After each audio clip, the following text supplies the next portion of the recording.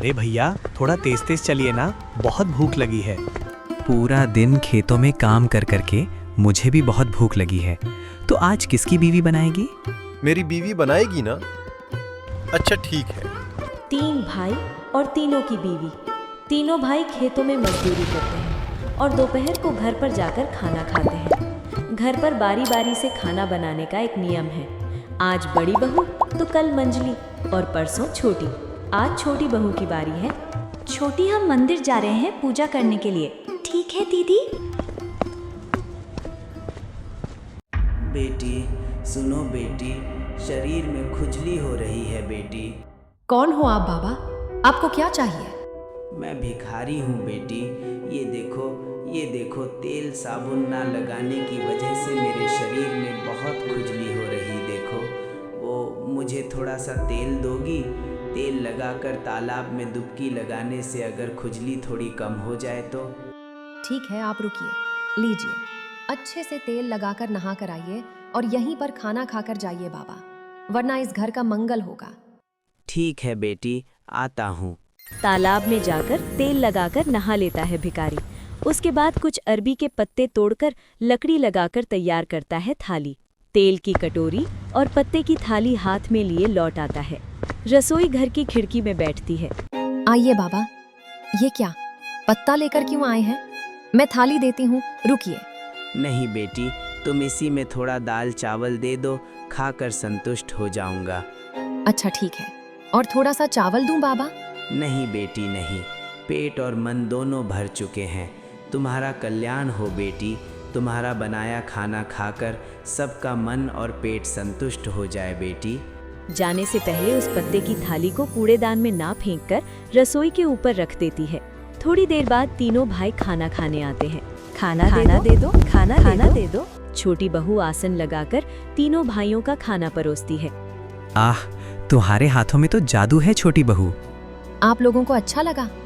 हाँ, अच्छा मतलब बिल्कुल अमृत। खाना हम भी अच्छा बनाते हैं, क्यों मजली? बिल्कुल सही कहा भाभी। कल तो तुम्हारी बारी है, खिलाओ हमें बढ़िया खाना बनाकर। ठीक है, खाकर देखना। अगले दिन खाना बनाती है बड़ी बहू। कल की तरह ही फिर से आता है वो बूढ़ा भिखारी। बेटी, ओ बेटी, थोड़ा तेल दोगी बेटी? तेल? क्यों, तेल सस्ता है क्या? जाइए कहीं और से मांगिए, जाइए। एक भिखारी को थोड़ा तेल देने से, थोड़ा खाना देने से तुम्हारा कल्याण होगा बेटी।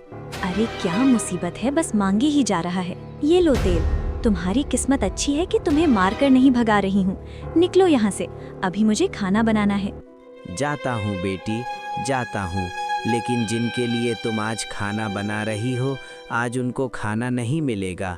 अरे इतना सारा खाना बना रही हूँ, क्यों नहीं मिलेगा उन्हें? हाँ, देख लो, अगर मिल जाए तो सारा खाना गायब हो जाएगा।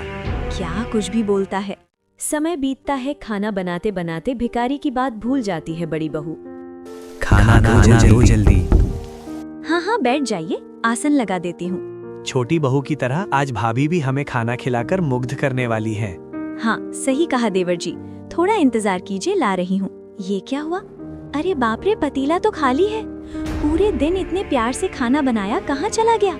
क्या हुआ? भूख से पागल हो रहा हूँ। अरे भूखे भाइयों को मैं क्या दूं खाने को? खाना लाने में देर होता देख तीनों भाई रसोई में आते हैं और देखते हैं कि बड़ी बहू जमीन पर पड़ी हुई है। अरे ये क्या हुआ तुम्हें? सुन भाई, पानी ला जल्दी। कीर्ति, क्या हुआ था?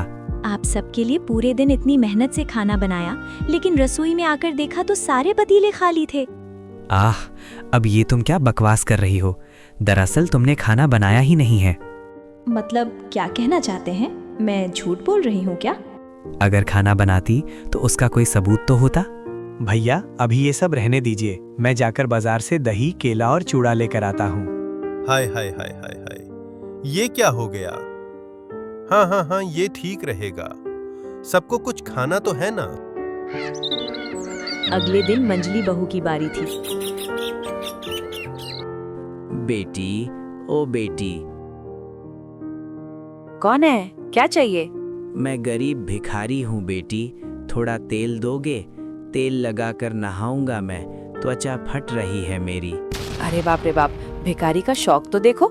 नहाना है तो जाकर नहा लो, इस गांव में तालाब की कोई कमी है क्या? तेल वेल नहीं मिलेगा यहाँ पर? तो फिर एक मुट्ठी चावल तो दे दो, बहुत भूख लगी है। क्या चावल? चावल सस्ता मिलता है क्या? मुफ्त मिलता है? भिखारी को थोड़ा चावल दे दोगी तो तुम्हें कम नहीं पड़ेगा। मैं अपने घर के लोगों के लिए खाना बना रही हूँ, समझे? बांटने के लिए नहीं। तुम जाओ यहाँ से, जाओ जाओ। ठीक है, जाता हूँ, लेकिन जिनके लिए बना रही हो उनको खाने को मिलेगा ना?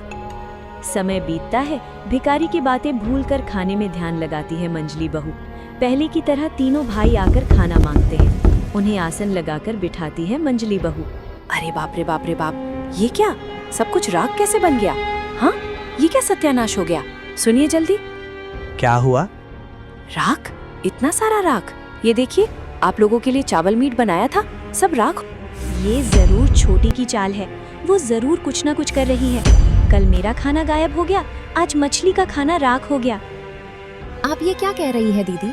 मैं ये सब क्यों करूंगी भला? इतने दिनों से खाना बना रही हूँ, ऐसा तो कभी नहीं हुआ। हाँ, सब अच्छा कह रहे हैं ना, इसीलिए अपने हाथ का खाना खिलाकर वश में करना चाहती है और साबित करना चाहती है कि हम खराब हैं। चुप हो जाओ सब, यहाँ चल क्या रहा है? अच्छा भैया, घर पर किसी अशुभ चीज का साया तो नहीं पड़ रहा है ना? अगर ऐसा है तो कल छोटी बहू के खाने में भी वही होगा। छोटी बहू, कल तुम खाना बना। अगले दिन जब खाना लगभग बन चुका था, तब बड़ी और मंजली बहू तालाब में नहाने जाते हैं। उसी वक्त फिर से आते हैं वही बूढ़े भिखारी। बेटी, थोड़ा तेल दे दो बेटी। ये लीजिए, लीजिए, और आज भी नहाने के बाद यहीं खाना खाकर जाइएगा। ठीक है बेटी, ठीक है। माँ अन्नपूर्णा की बात मैं कैसे टाल सकता हूँ भला?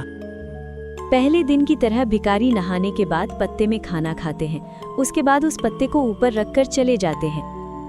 और दोपहर खाना खाते समय सभी ने छोटी बहू की तारीफ की। हमारी छोटी बहू बिल्कुल साक्षात अन्नपूर्णा है। पता है भैया, आज एक भिखारी ने भी मुझसे यही कहा। भिखारी? कौन सा भिखारी? बूढ़े से तेल मांगा था लगाने के लिए। हाँ, मुझसे भी मांगा था, पर मैंने नहीं दिया, भगा दिया। उन्होंने कहा था मेरा खाना कोई नहीं खा सकता। हाँ, मुझसे भी कहा था। और हाय हाय हाय भैया, नहीं, एक बूढ़े भिखारी को खाना ना देकर तुम लोगों ने बहुत बड़ी गलती कर दी। वो जिस पत्ते में खाते थे उस पत्ते को फेंकते नहीं थे, ऊपर रख देते थे। ऊपर क्यों? कोई टोटका तो नहीं? झूठा पत्ता ऊपर से निकालते ही उसमें से हीरे मोती की बारिश होती है। सब आश्चर्य हो जाते हैं और छोटी बहू हाथ जोड़कर, हे ईश्वर, अगर आप मेरे घर आए थे तो मुझे प्रणाम करने का मौका क्यों नहीं दिया?